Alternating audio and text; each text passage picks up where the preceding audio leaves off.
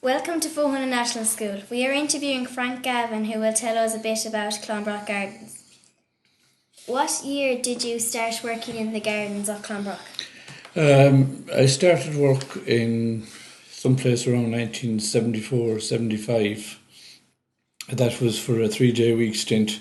I took over from a guy called Johnny English down in Clonbrock. He was the gardener there for a long time, many a year. I only worked there for about a year and a half. What kind of gardens were there?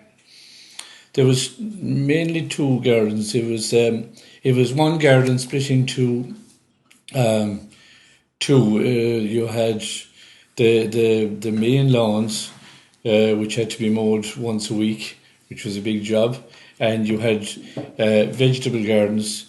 In the vegetable gardens, you had a couple of glasshouses.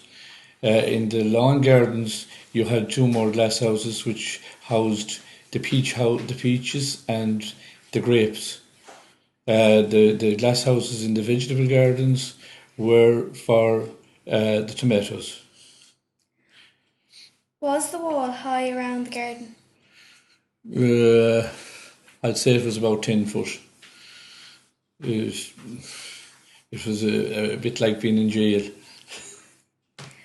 What vegetables grew there? Well, you had loads of different varieties. You had the main crop potatoes, such as Main Guards, British Queens. You had Kerrs Pinks.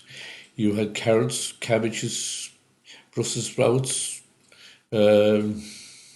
peas, cauliflowers, broccoli. All the main vegetables that you could think of. Now, when you brought the potatoes to the kitchen, they had to be of a certain size. They couldn't be too big, or they couldn't be too small. They would be mainly about 2 inches in diameter. It would be sacrilege to bring anything big or whatever about anything smaller to the kitchen in Clonbrock.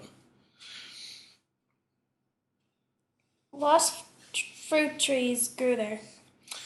Loads of different varieties of apple trees. You had blackcurrants. I remember there were fig trees down on the northern wall.